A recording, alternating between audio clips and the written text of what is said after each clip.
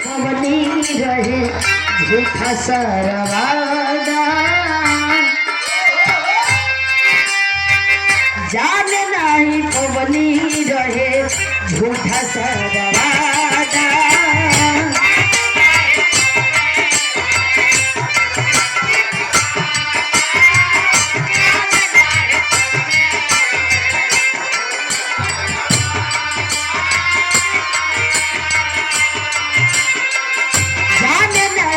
बनी रहे झूठा सरवादा उहे आज बात जान मेरा इरादा जान नहीं बनी रहे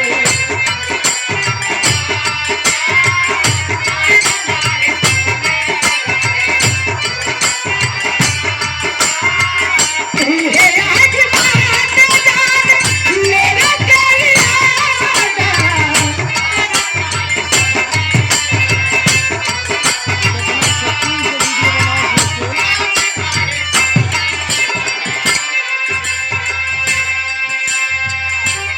लेकिन बिटिया एक माई से फरियाद कर दिया। जवन माई 9 महीना अपने कोख में सींचे ली, अपने गर्भ में खून पसीना एक एक कतरा कतरा से सींचे ली, सींच के तमाम पीड़ा सह करके आई दुनिया दिखावे ली। बार माई बार बाबू, माँ बाप और गुरु का दर्जा हमेशा भगवान से भी ऊंचा दिया गया है। 3 लोग बड़े महान होते हैं। आज वो आत्मा के शांति देवे बदे इतना लोग हितनाथ संगी साथ जुटल बने। हमरे जितेंद्र भाई के ससुर हम नाना हो नाना, वैसे ही हमारे भतीजा हवन।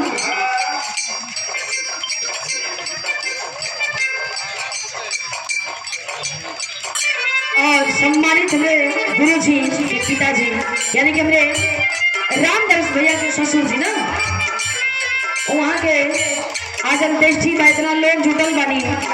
इतना लोग रह के, इतना ही इतना सर समाज रह के भी उन लोग उन दादा के उन बाबू के कभी कोई भर ना सकेला, ना कोई पूरा कर सकेला। वो कुर्सी उस जगह हमेशा खाली हो गई। अब भैया सब ही जुटल बा, लेकिन उन जगह को खाली बा, अधूरा लगता।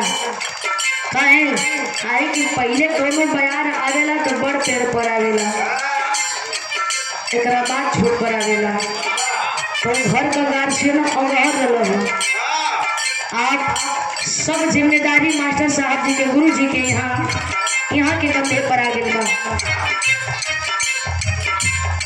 भैया हमरे जितेंद्र भाई के मामा बड़ा, यहाँ पूरा खजरा निवासी जुटल बड़ा।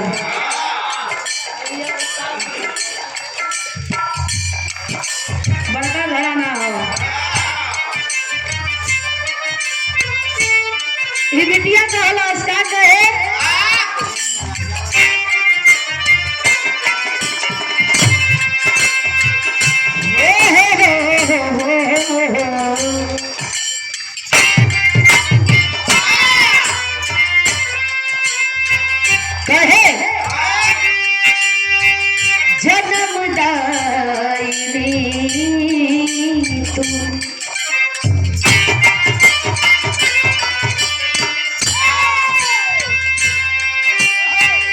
जन्मदायिनी तू ममता की भाई।